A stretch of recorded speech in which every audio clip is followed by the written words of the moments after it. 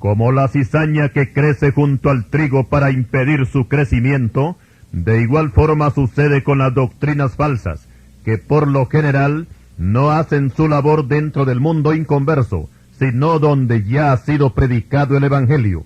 Y donde quiera que llegue este mensaje, las sectas también aparecen como por arte de magia, y no podremos librarnos de ellas, y serán como un aguijón para la iglesia del Señor Jesucristo hasta el tiempo del arrebatamiento. Pues el Señor dijo que había que dejar crecer juntamente lo uno y lo otro hasta el tiempo de la siega. Hoy presentamos el tema las sectas, veneno mortal.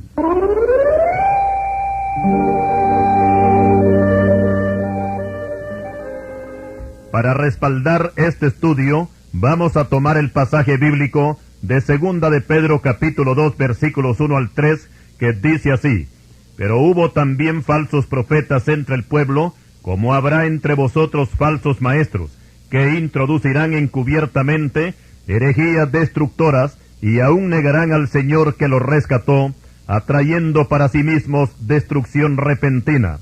Y muchos seguirán sus disoluciones, por causa de los cuales el camino de la verdad será blasfemado. Y por avaricia harán mercadería de vosotros con palabras fingidas. Sobre los tales, ya de largo tiempo la condenación no se tarda, y su perdición no se duerme. Hasta aquí la cita. Este y otros pasajes que encontramos en la Biblia nos ponen en alerta para que tengamos un amplio conocimiento en lo que toca a doctrina, porque desde el principio de la era cristiana han aparecido una gran cantidad de doctrinas alejadas totalmente de la doctrina bíblica, y toda esta apostasía ha ido en aumento con el correr del tiempo, ya que muchos que en un tiempo fueron cristianos, después se apartaron de la verdad para seguir a los falsos maestros o formar ellos mismos su propia secta. Aunque a los verdaderos creyentes en Cristo Jesús esto no nos toma de sorpresa, porque el mismo Espíritu Santo dice claramente que en los postreros tiempos algunos apostatarán de la fe, escuchando a espíritus engañadores y a doctrinas de demonios. Primera a Timoteo 4, versículo 1. Explicamos que apostatar de la fe no solamente es negar a Cristo, sino también atacar la doctrina que ellos antes practicaban. Y es natural que esto va más con los que una vez fueron creyentes, no con hombres mundanos. Las sectas siempre han sido un peligro en todas las épocas, y más adelante daremos la información de estos grupos sectarios, considerados como terroristas religiosos, y que con sus falsas enseñanzas han llenado a todo el mundo. Ahora vamos a definir la palabra secta. En el idioma griego, tanto la palabra secta como la palabra herejía provienen del mismo vocablo que es jairesis. Vamos a deletrear esta palabra, H-A-I-R-E-S-I-S. Por su parte, el diccionario de la lengua española define la palabra secta como un grupo de personas que se apartan de una doctrina original para formar su propia doctrina, ya sea en el aspecto religioso, político e ideológico. Explicamos que en la política partidista no se usa la palabra secta, sino corrientes. Con respecto a la ideología, no todos los filósofos aceptan las monerías del filósofo Carlos Darwin. Una gran mayoría de filósofos rechazan la teoría de que el hombre desciende del mono, y hay discrepancia entre ellos. Ahora, cuando hablamos de la doctrina bíblica, por supuesto que estamos hablando de la doctrina del Espíritu Santo, ya que la Escritura misma se identifica con inspiración divina. Segunda a Timoteo capítulo 3 versículo 16. Y es esta misma Escritura en el Nuevo Testamento quien presenta a dos grupos sectarios que se infiltraron activamente en el ministerio del Señor Jesucristo, como ser la secta de los fariseos y la de los saduceos, las cuales combatieron la predicación, la enseñanza y los milagros del Señor de principio a fin. Y aquí es bueno explicar, y es que las sectas su propósito principal no solamente es ganar adeptos, sino combatir el Evangelio de nuestro Señor Jesucristo. Raras veces se combaten entre sí. Para el caso, los fariseos tenían algunos choques con los saduceos con respecto a sus creencias, que los saduceos no creían en la resurrección de los muertos, ni en los ángeles, ni en el diablo, ni en los demonios. Libro de los Hechos, capítulo 23, versículos 6 al 8. Pero cuando se trataba de atacar al Señor, se olvidaban de sus diferencias y juntos se lanzaban al ataque. Mateo 16, versículo 1. Lo mismo sucede en este tiempo con el catolicismo romano, que su mayor preocupación es el crecimiento de las sectas. Pero aquí es bueno aclarar, y es que cuando estos líderes del catolicismo se lanzan contra las sectas protestantes, este es el vocabulario que ellos usan. No se están refiriendo a los mormones, adventistas del séptimo día o testigos de Jehová. Estos grupos no les preocupan gran cosa. Ellos se están refiriendo a los pastores e iglesias evangélicas, a los que hacemos el llamado a los pecadores para que acepten a Cristo como Salvador. Y aquí viene otra aclaración más, y es que ninguna religión o secta de las miles que Satanás ha formado en el mundo, ninguna de ellas hacen llamado a los pecadores para que éstos se arrepientan de sus pecados, reciban al Señor y se salven. Solamente los creyentes evangélicos lo hacemos, porque la palabra de Dios nos ordena que lo hagamos. Ahora, con respecto a la palabra secta, con que nos identifican los enemigos del Evangelio, públicamente refutamos ese trato, porque el Evangelio no es una secta, sino que es el poder de Dios, que vino del cielo en la persona de nuestro Señor Jesucristo. Aunque tenemos que admitir que a nosotros no nos hacen ningún daño con el nombre que nos quieran poner. A Cristo lo trataron peor sus enemigos, que por cierto eran gente religiosa. Lo trataron de blasfemo. Marcos capítulo 2, versículo 7. Lo trataron de endemoniado. Juan capítulo 10, versículo 20. Lo trataron de engañador. Mateo 27, versículo 63. Lo trataron como revolucionario y alborotador. Lucas 23, versículos 1 al 5. Y sus parientes lo trataron como un anormal, fuera de sí, o sea que no andaba bien de la cabeza. Marcos capítulo 3, versículo 21. Nuestro Señor reconoce todo el mal que le han hecho, y refiriéndose a su propia persona dice cuando va camino al Gólgota: porque si en el árbol verde hacen estas cosas, en el seco, ¿qué no se hará? Lucas 23, versículo 31. Esto último, o sea, el árbol seco, se refiere a nosotros que somos los que seguimos al Señor Jesucristo. Por tanto, el calificativo que nos den los enemigos del Evangelio no nos interesa gran cosa.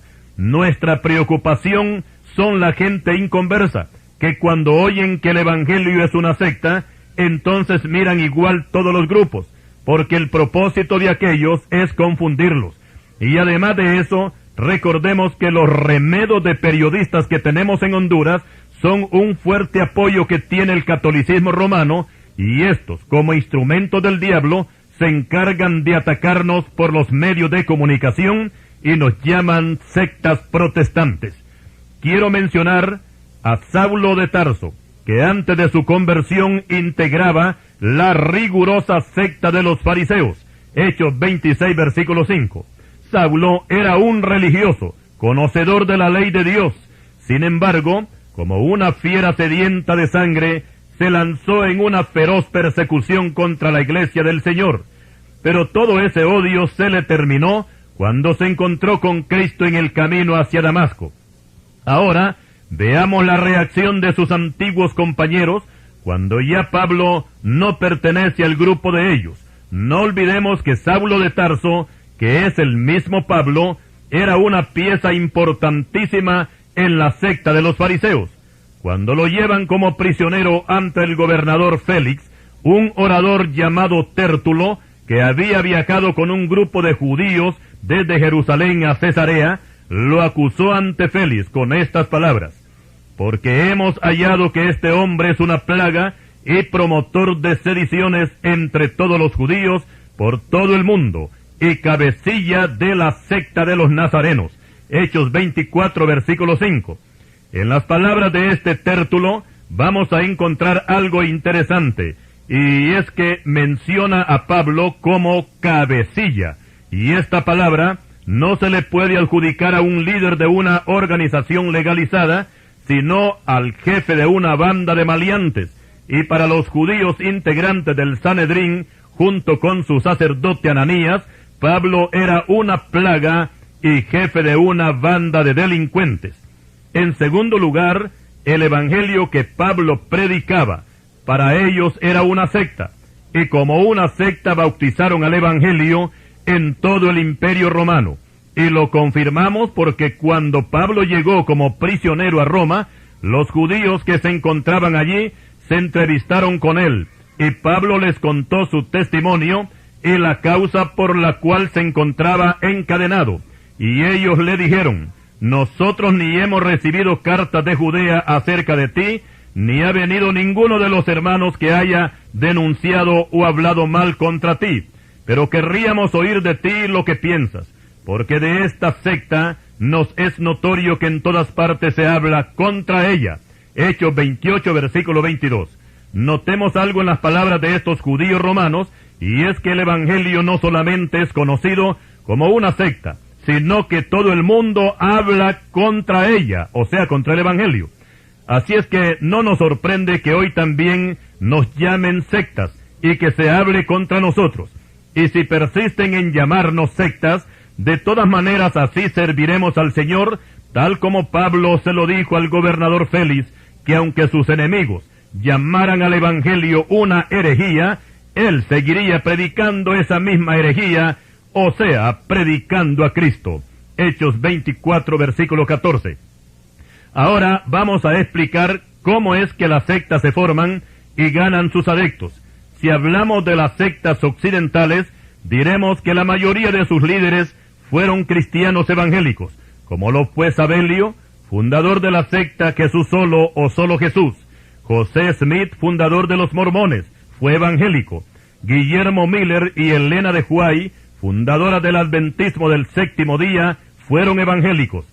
Carlos Russell, fundador de los Testigos de Jehová, fue evangélico. Sun Myung Moon, fundador de la Iglesia de la Unificación, antes fue evangélico. David Berg, fundador de la secta Los Niños de Dios, antes fue evangélico. El brasileño Edir Macedo, fundador de la Iglesia Universal del Reino de Dios, cuya sede está en Brasil y que hoy se conoce como Vida Nueva, antes fue evangélico. José Luis de Jesús Miranda, puertorriqueño, fundador de la secta Creciendo en Gracia, por muchos años fue evangélico. Y sigue una lista interminable de grupos sectarios que sería muy difícil darles cabida a todos.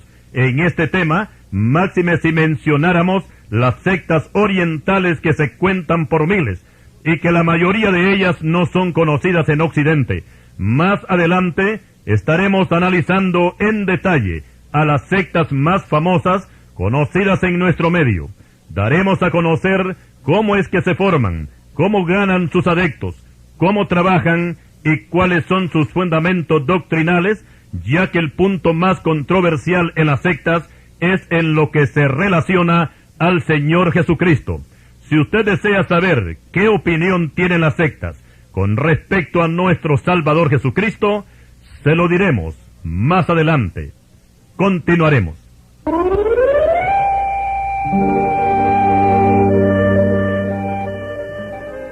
Y siguiendo con el tema sobre las sectas, ahora explicaremos cómo éstas ganan a sus adeptos. La mayoría de ellas hacen su labor proselitista entre los evangélicos recién convertidos, o creyentes viejos pero que carecen de doctrina, y por consiguiente no tienen ninguna madurez espiritual, y comienzan diciéndoles que solamente ellos tienen la verdad, y con esto están demostrando que no la tienen, porque si tuvieran la verdad, no se robaran los miembros de las iglesias, porque la Biblia prohíbe tal acción. Romanos 15:20. Cuando logran que alguien les atienda, entonces comienzan con el famoso lavado de cerebro, o sea que hacen el papel de los pájaros con la semilla que cayó junto al camino. Mateo 13:19. Lo que ellos van buscando es sembrar la duda, y eso no es nuevo, porque ese fue el método que usó Satanás para hacer caer a Eva. Le lavó el cerebro, sacándole la verdad de Dios y colocándole todas las mentiras que él traía. ¿Con que Dios os ha dicho que no comáis de todo árbol del huerto? Génesis 3:1. Esto se llama sembrar duda, porque Dios no había dicho eso. Dios había dicho al hombre, de todo árbol del huerto podrás comer, mas del árbol de la ciencia del bien y del mal no comerás, porque el día que de él comieres ciertamente morirás. Génesis capítulo 2, versículos 16 y 17. Aquí vemos que Dios prohibió que no comieran de un árbol solamente, pero podían comer de todos los demás. Ahora, cuando el diablo logró quitarle la verdad de Dios a Eva, entonces él puso su doctrina: no moriréis, serán abiertos vuestros ojos y seréis como Dios. Aquí están tres mentiras que fueron aceptadas porque la mente de Eva ya estaba vacía. Luego comió del fruto, Adán cae después, y lo que sucedió a continuación ya todo lo conocemos. Y lo importante de todo este relato es que Eva tuvo que reconocer que Satanás la había engañado. Génesis capítulo 3, versículo 13.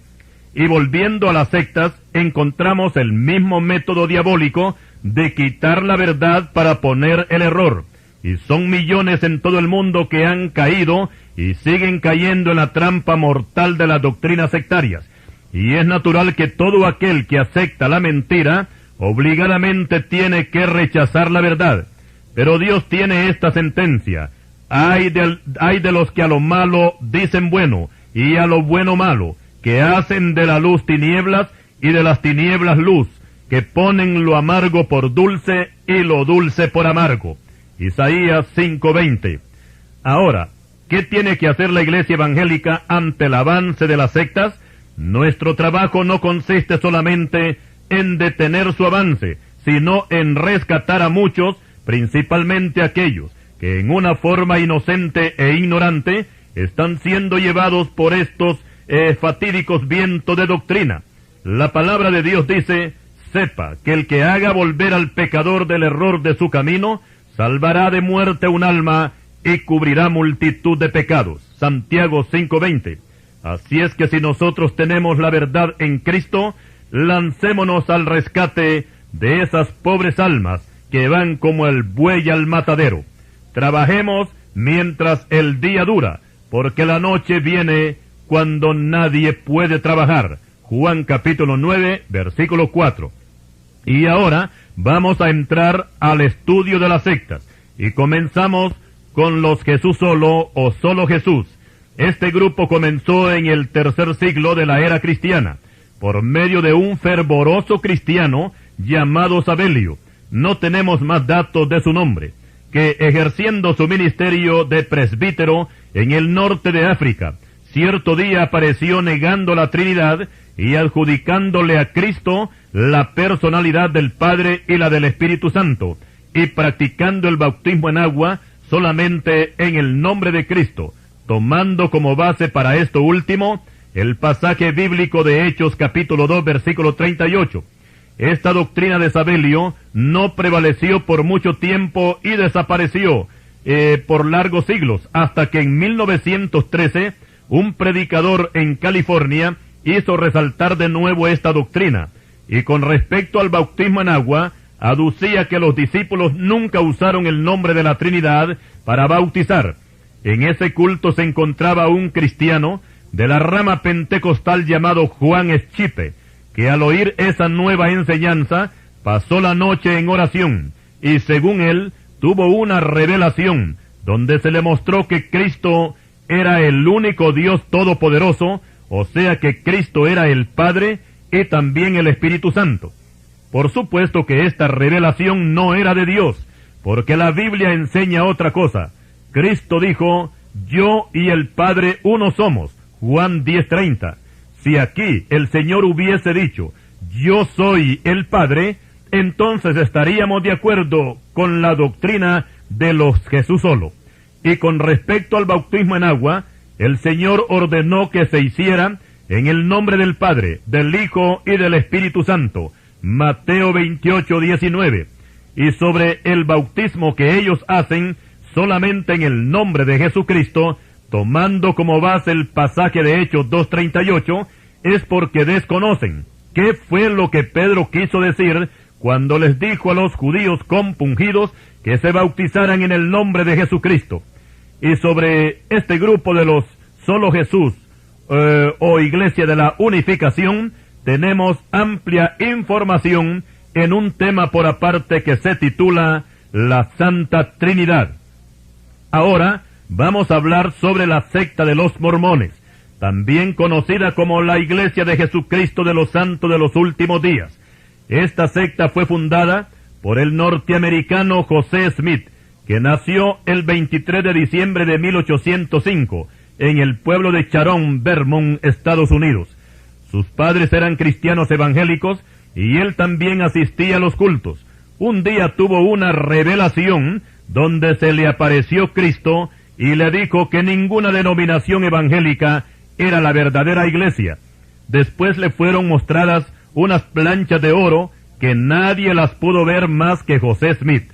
En 1829 tuvo otra revelación, donde según él se le apareció Juan el Bautista, concediéndole el título de sacerdote en el orden levítico como sucesor de Aarón. Después se le apareció Pedro, Juan y Santiago, otorgándole el título de sacerdote según el orden de Melquisedec. Ya con todos estos títulos, se propuso fundar su propio grupo, y el 6 de abril de 1830 fundó con 30 miembros la secta de los mormones. La palabra mormón viene por un ángel que se le apareció a Smith estando en su cama. El nombre de este ángel era Moroni, y este ángel fue el que le reveló lo que contenían las planchas de oro, y le dio una doctrina diferente a la doctrina bíblica. La palabra de Dios dice: mas si aún nosotros, o un ángel del cielo, os anunciare otro evangelio diferente del que os hemos anunciado, sea anatema. Esta palabra quiere decir maldito. Gálatas capítulo 1, versículo 8. El trabajo de los líderes de sectas es cambiar la palabra de Dios, y el problema en que se meten ellos es que la palabra de Dios no puede cambiar jamás. Cristo dijo: los cielos y la tierra pasarán, pero mis palabras no pasarán. Mateo 24:35. Ahora pasamos a analizar los fundamentos de la doctrina mormona. Y en primer lugar tenemos el libro del Mormón, que es el libro principal para ellos. También usan la Biblia, más que todo para información histórica, porque no obedecen los mandamientos de Dios y tuercen los pasajes bíblicos y los acomodan a sus propios intereses. Decía José Smith: para el mormón, la Biblia tiene limitaciones, le falta autoridad y por tanto no es palabra confiable. El libro del Mormón es el libro más correcto sobre la tierra, decía Smith. Para nosotros los cristianos evangélicos, la Biblia es el único libro que tiene inspiración divina, el que imparte vida a todo aquel que lo lee, porque en este libro sagrado que es la Biblia, es donde se encuentra todo el consejo de Dios. Ahora, ¿qué clase de personas son los mormones?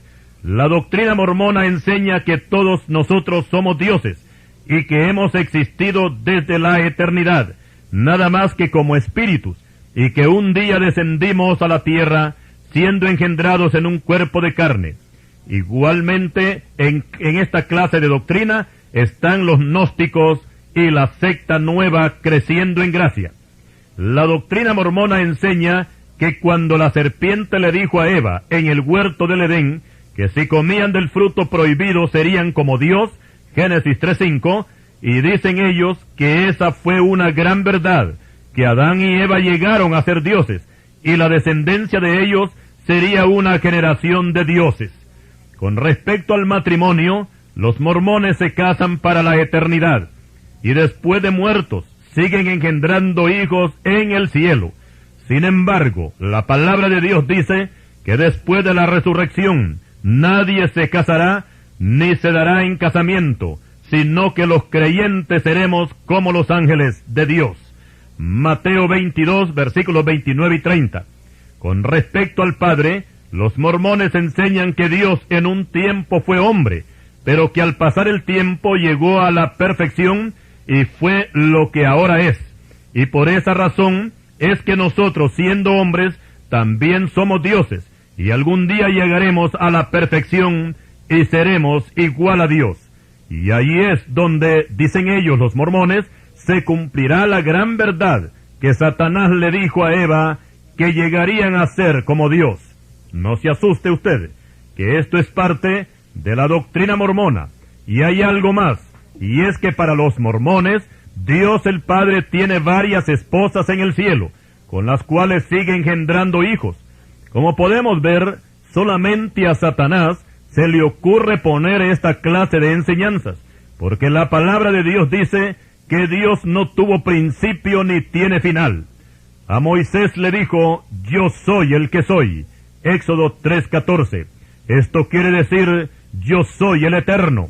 Por otra parte, Dios no es un hombre de carne y hueso, sino que Dios es espíritu, nos dice Juan capítulo 4, versículo 24.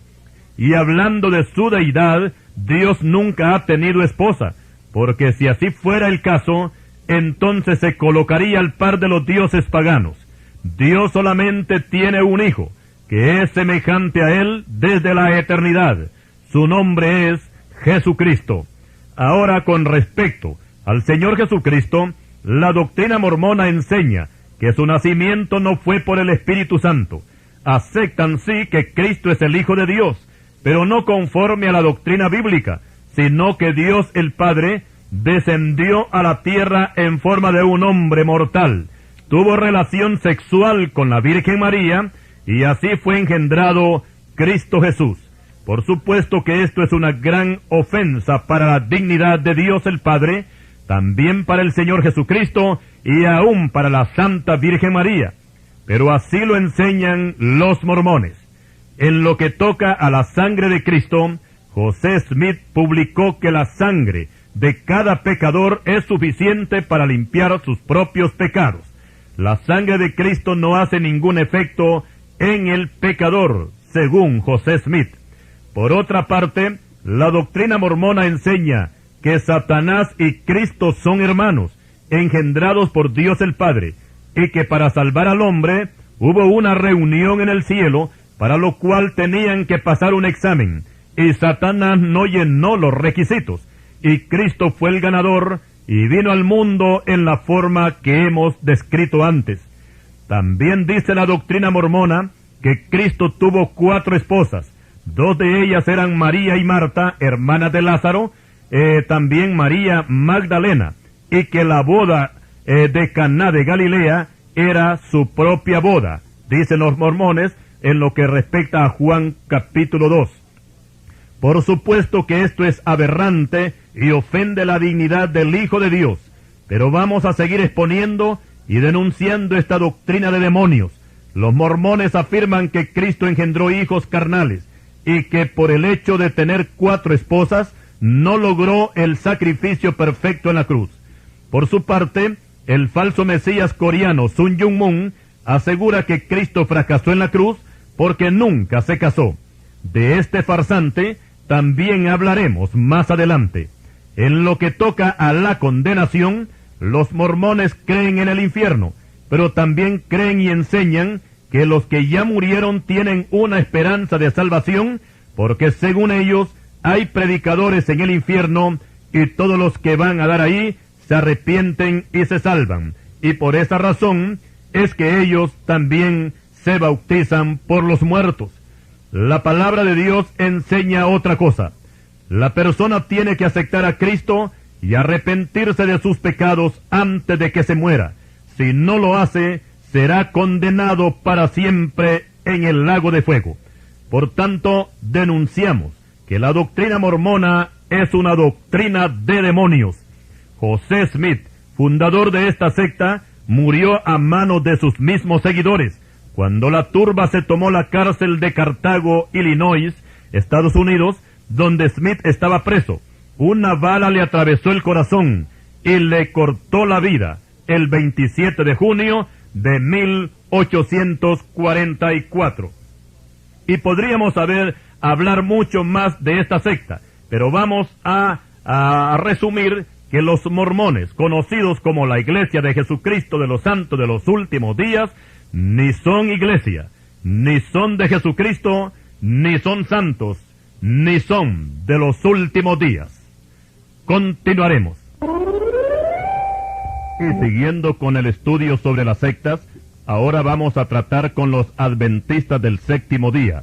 Este grupo fue fundado por la señora Helena Harmon de White, quien nació el 26 de noviembre de 1827 en el estado de Maine, Estados Unidos. Cuando José Smith fundó la secta de los mormones, el 6 de abril de 1830, Helena de White contaba con 3 años de edad. El 30 de agosto de 1846, a los 19 años de edad, se casó con el señor James White, y juntos comenzaron a organizar lo que hoy se conoce como el adventismo del séptimo día, aunque se tiene que admitir que quien arrancó con esta doctrina adventista fue el señor Alejandro Miller, quien había sido un evangélico bautista, e hizo un estudio de las profecías de Daniel, principalmente en lo que toca a las 2300 tardes y mañanas, y que al final de las mismas el santuario sería purificado, Daniel 8:14. Miller interpretó esas 2300 tardes y mañanas no como días, sino como años, y para calcular la segunda venida de Cristo, arrancó del año 457 a.C., que fue cuando Esdras llegó a Jerusalén, procedente de Babilonia, según el decreto del rey Ciro, y el resultado fue el año de 1843. Este fue el año que Miller predijo que Cristo vendría a la tierra, y alborotó a una gran cantidad de seguidores, porque 1843 más 457 suman 2300 tardes y mañanas.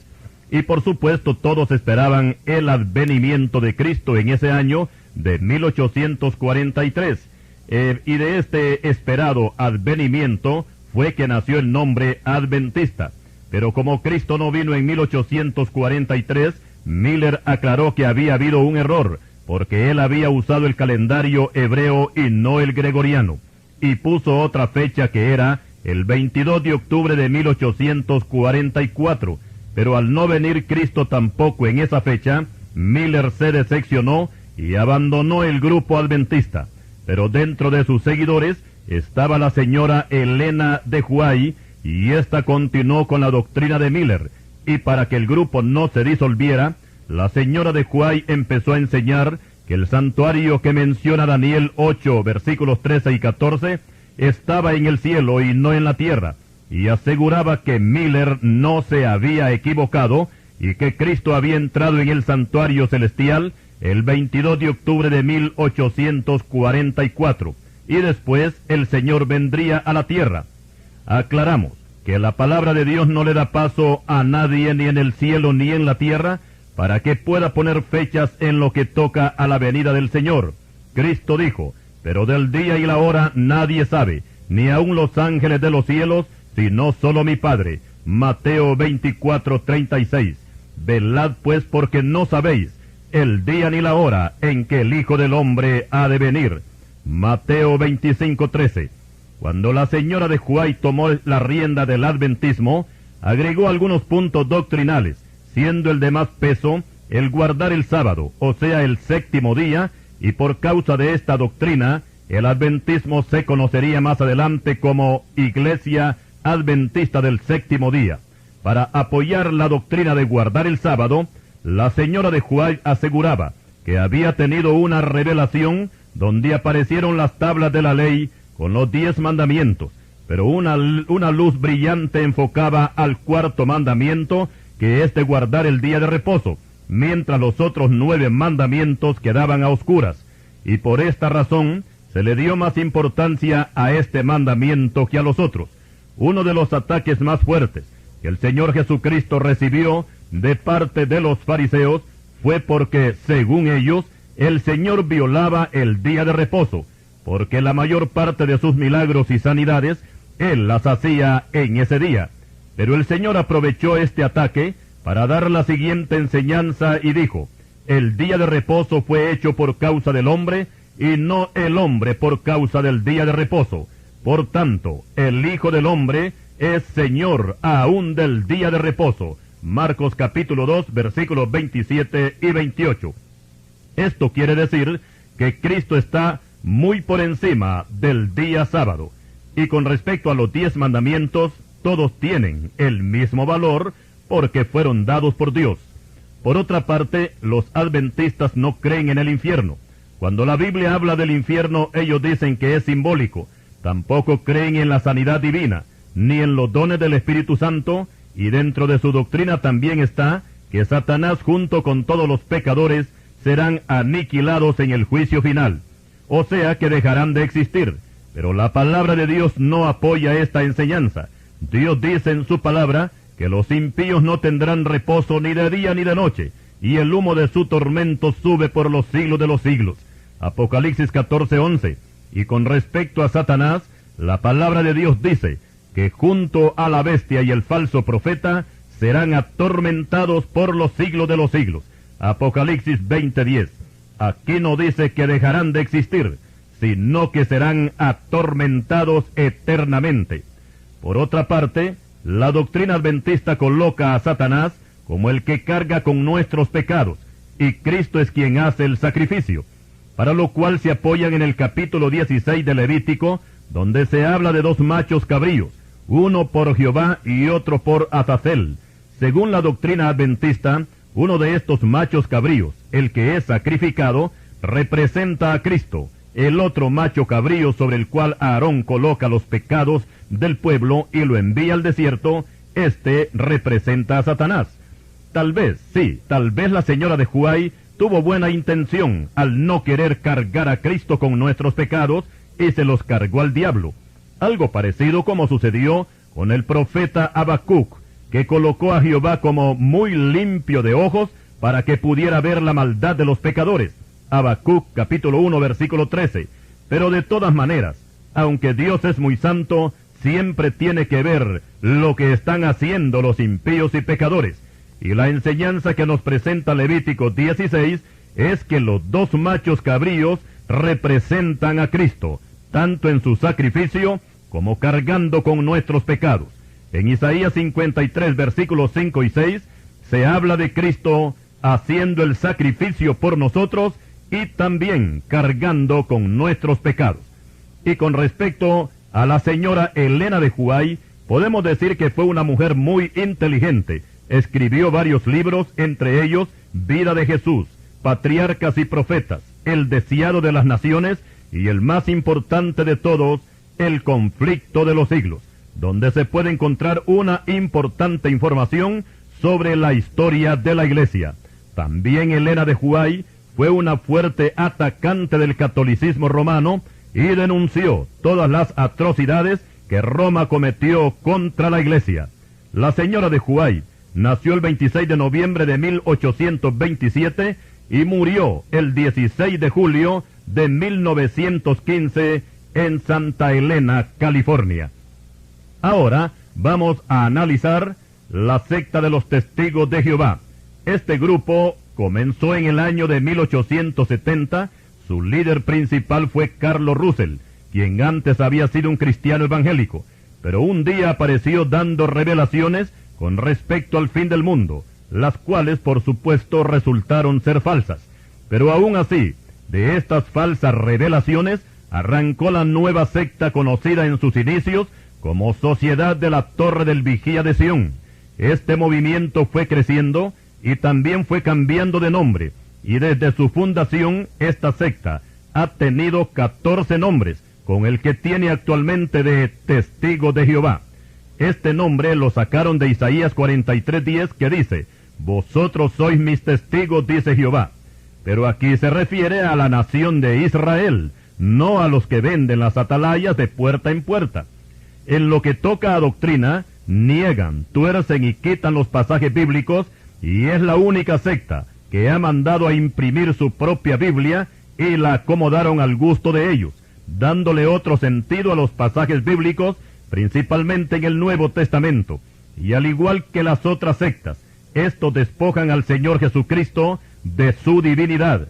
Para ellos, Cristo no es Dios y no forma parte de la Trinidad, porque ni siquiera creen en la Trinidad.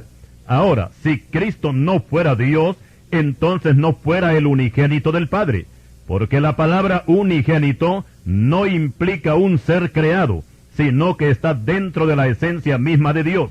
Caso contrario, si Cristo fuera un ser creado, entonces no fuera el unigénito, sino un hijo de Dios más entre los millones que estamos en este mundo.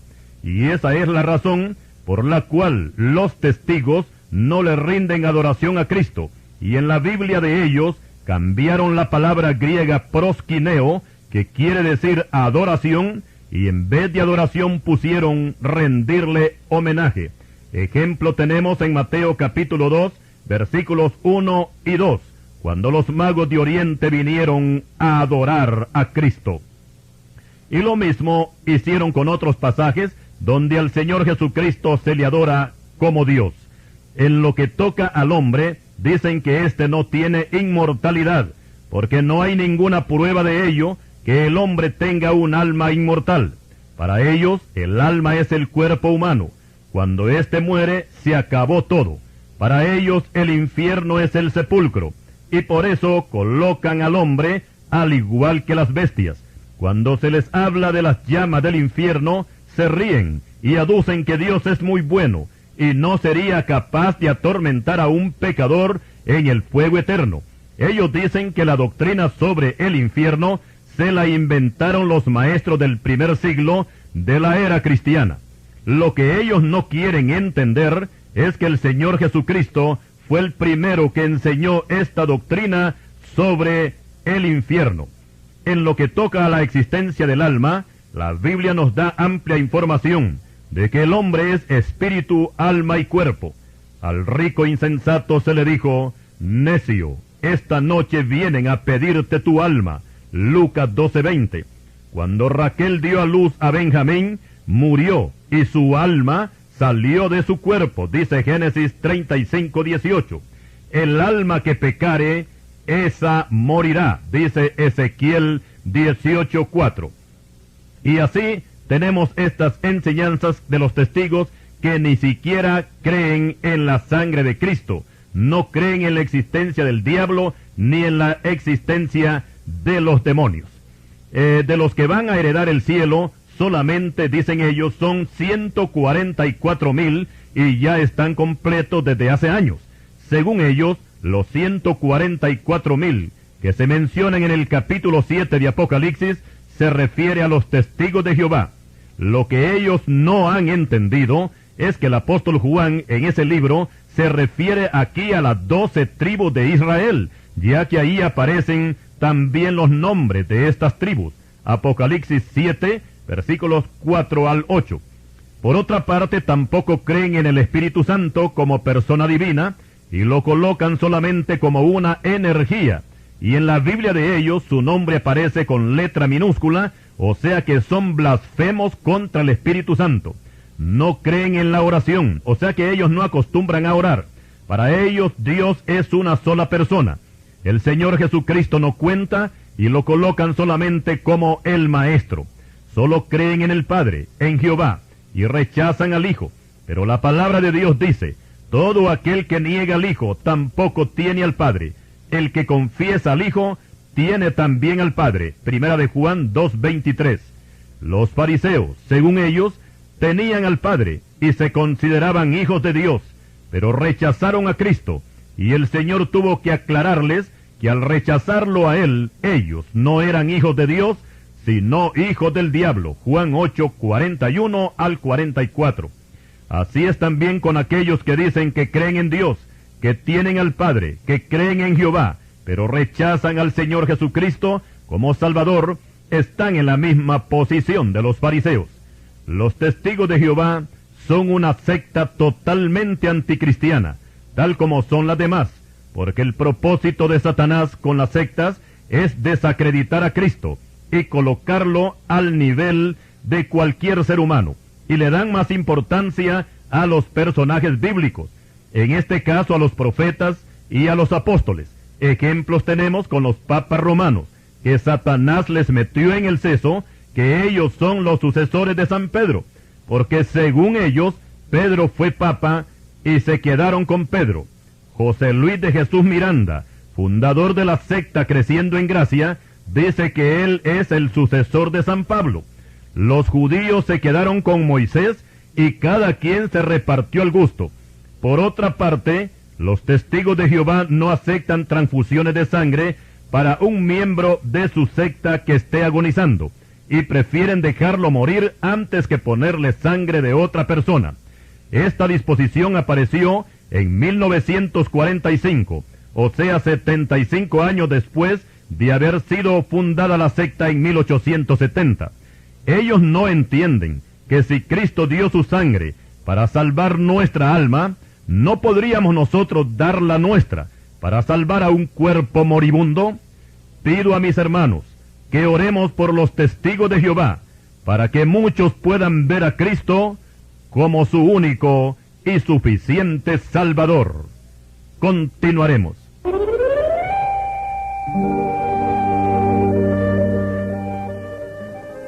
Y siguiendo con el estudio sobre las sectas, ahora hablaremos sobre la secta mayor conocida como catolicismo romano. Y aunque a usted le parezca raro, pero el catolicismo no es una religión, sino una secta que apareció en el año 313 de la era cristiana con la falsa conversión del emperador romano Constantino. La iglesia cristiana había sufrido crueles persecuciones de parte del imperio romano, pero con la llegada de Constantino cesaron las persecuciones y la iglesia tuvo un respiro de alivio, pero las cosas se complicaron para los verdaderos cristianos, porque de ahí en adelante sería Constantino quien tomaría el mando de la iglesia y no el Espíritu Santo, al grado que este mismo emperador fue el que convocó al primer concilio eclesiástico en el año 325 en la ciudad de Nicea, Asia Menor, conocido este concilio como el Concilio de Nicea. Aquí fue cuando la iglesia cristiana se dividió. Los fieles a Cristo siguieron a Cristo, pero los que querían una vida fácil, sin sangre y sin cruz, siguieron a Constantino, y por supuesto que este grupo recibió muchos beneficios y quedaron bajo el amparo del Estado. Luego el emperador les mandó hacer lujosos templos, y luego también aparecieron las primeras estatuas de María, los apóstoles y el mismo Cristo, y empezaron a practicarse ceremonias que la iglesia apostólica jamás las practicó, y de esta forma se fue formando lo que hoy se conoce como catolicismo romano, el cual salió del verdadero cristianismo para formar una doctrina pagana y por consiguiente contraria a las enseñanzas bíblicas, aunque el Vaticano siempre ha colocado al catolicismo como la iglesia verdadera, y que fuera de sus filas no hay salvación para nadie, y aunque usan la Biblia, no la usan correctamente. Como ejemplo tenemos que los 10 mandamientos el Vaticano los tergiversó, y en vez del primer mandamiento que dice, no tendrás dioses ajenos delante de mí, Éxodo 23, puso, amarás a Dios sobre todas las cosas. Donde dice, no cometerás adulterio, Éxodo 20:14, puso, no fornicarás. Y quitó el segundo mandamiento, que es la prohibición de hacer imágenes y estatuas. Y para completar los 10, del mandamiento número 10, sacó 2 mandamientos. Y para rebasar la copa, el Vaticano le puso una paralela a estos 10 mandamientos, y son los mandamientos de la Santa Madre Iglesia, y que tienen más autoridad que los mandamientos bíblicos. Por otra parte, los papas enseñan que ellos son los sucesores del apóstol Pedro, y cuando toman posesión del cargo, se están sentando, según ellos, en el trono de San Pedro. Pero aquí se presenta un problema, y es que ni la Biblia ni la historia dan razón de que Pedro alguna vez estuvo en Roma, y mucho menos que hubiera sido papa. Y suponiendo, entre comillas, que lo hubiera sido, ¿cómo es posible que ese trono hubiese estado desocupado durante más de 500 años? Porque según la historia, El primer papa que apareció fue Gregorio I en el año 590 de la era cristiana. También explicamos que el catolicismo no tiene la Biblia como guía espiritual o principal. El fundamento de esta secta católica son los dogmas y las encíclicas papales. La mayoría de los dogmas católicos se enfocan a exaltar a la Santísima Virgen, porque para el Vaticano, María es la principal pieza como fundamento doctrinal. Luego está la doctrina del purgatorio, donde los pecadores van a purgar sus pecados cuando se mueren. Luego vienen los novenarios y las misas por los muertos. Y todo esto echa por tierra la doctrina bíblica, porque la palabra de Dios nos enseña que es la sangre de Cristo que Él derramó en sacrificio en la cruz, la que nos limpia de todo pecado.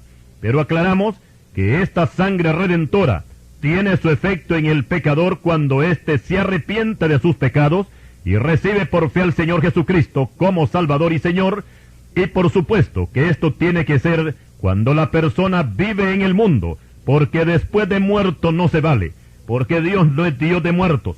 Mateo 22:32. Reflexionemos y meditemos un poco, sin caer en fanatismos. Si las llamas de ese purgatorio inventado salvan a un pecador, entonces el Vaticano lo que ha hecho es pisotear la sangre de Cristo y no le da ningún valor. Ahora, en lo que toca a los sacerdotes, si el catolicismo romano fuera la verdadera iglesia de Cristo, entonces no hubieran sacerdotes, porque el sacerdocio fue instituido en el Antiguo Testamento según el orden de Aarón, pero ya en el Nuevo Testamento desaparecen, y el Señor Jesucristo lo que instituyó fueron apóstoles, profetas, evangelistas, pastores y maestros. Efesios 4:11. Además, en la antigua ley, a los sacerdotes y al sumo sacerdote no solamente se les permitía, sino que se les exigía que fueran casados. Levíticos 21:13.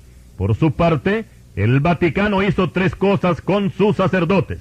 Primero, que les cambió el nombre. Segundo, les impuso el celibato, o sea que les prohibió casarse. Y tercero, que los vistió de mujer. Y aquí es bueno explicar que la sotana no era el vestuario de los sacerdotes de Jehová. Veamos en qué consistía esta vestidura: el pectoral, el efod, el manto, la túnica bordada, la mitra y el cinturón. Éxodo 28:4. Aquí no se menciona la sotana. Esta clase de vestido, la sotana, solamente era usada por los sacerdotes de Baal en Babilonia, y que la mayoría de ellos eran homosexuales. Por otra parte, la palabra de Dios dice: maldito el hombre que hiciere escultura o imagen de fundición. Deuteronomio 27:15. Y contraviniendo este mandato divino, el Vaticano tiene miles de ídolos e imágenes de todo tipo y de todo precio. Con respecto al Cristo católico, a este hay que echárselo al hombro, porque él solo no se puede mover. Y así es el caso. Entonces ese Cristo diríamos que no es el de la Biblia. Nuestro Cristo dijo: toda potestad me es dada en el cielo y en la tierra. Mateo 28:18.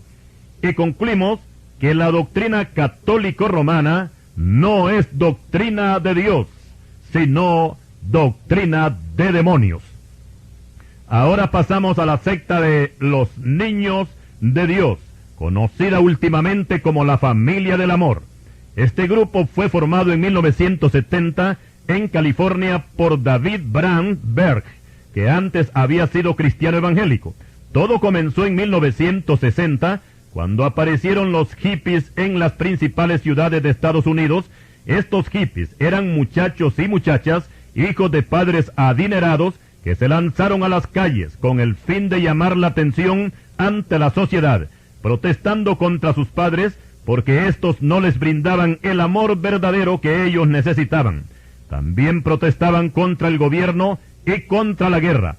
Para esta protesta, ellos usaron el emblema de la cruz quebrada y la consigna de amor y paz.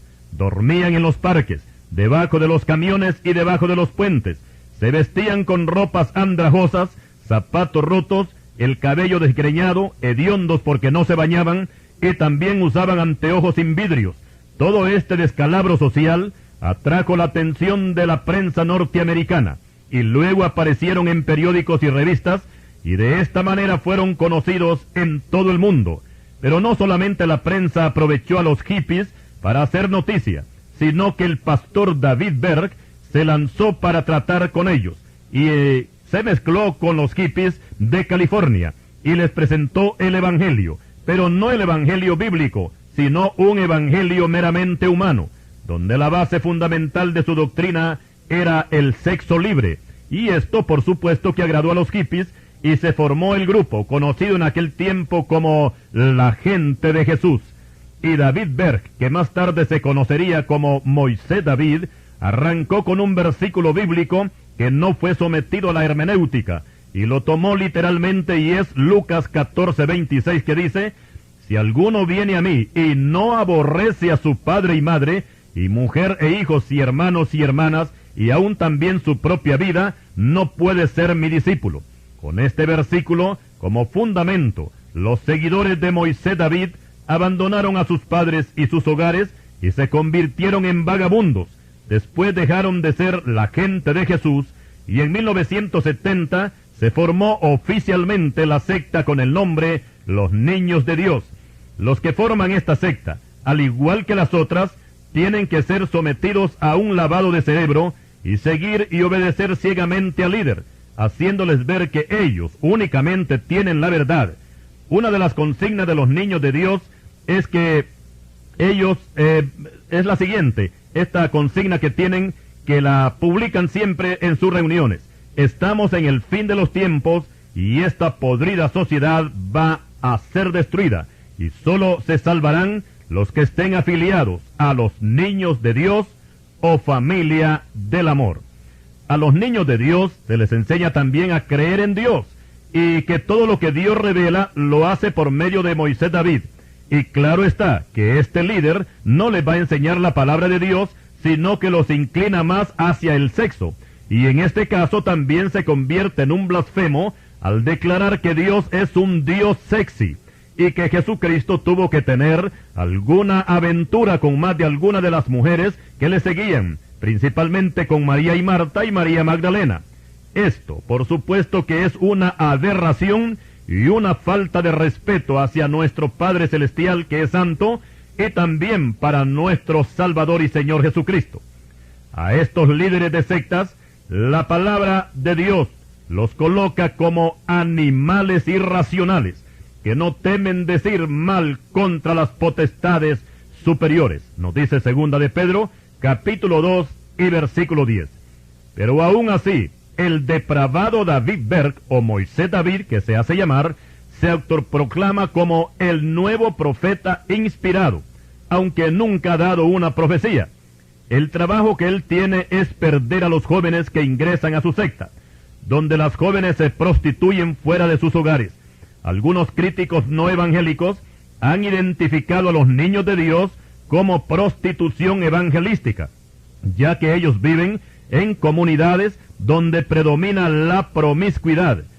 Creen también en el matrimonio, pero no lo practican por los medios legales, sino que lo hacen en una forma bien sencilla y bien fácil. Si una pareja se simpatizan en el grupo, sencillamente se acuestan juntos y ya están casados. Los padres de estos jóvenes, que por cierto ni cuenta se dan de lo que está ocurriendo con sus hijos, muchas veces han tenido que acudir a las autoridades para rescatarlos, como ha sucedido en Estados Unidos y Suramérica. De España fueron expulsados por el gobierno porque estaban haciendo estragos en la juventud, y fueron considerados en España como peores que el SIDA y el cáncer. Esta secta, entre todas las sectas, es la que menos miembros tiene, porque al fin y al cabo no tienen un patrón doctrinal, tal como sucede con la diabólica secta Creciendo en Gracia, de la cual nos ocuparemos en nuestro segundo volumen.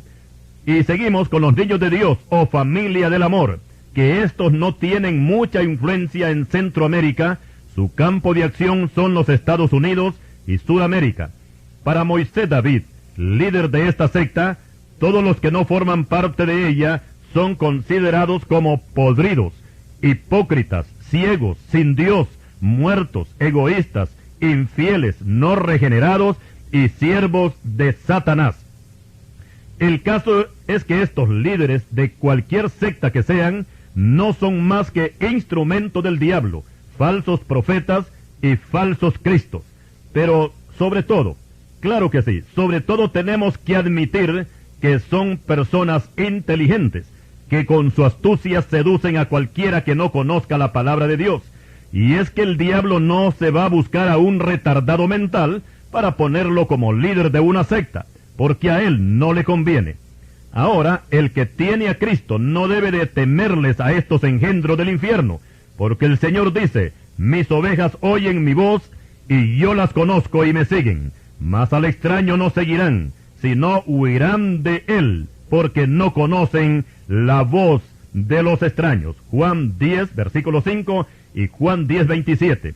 Y así damos por terminado este primer volumen sobre las sectas, veneno mortal.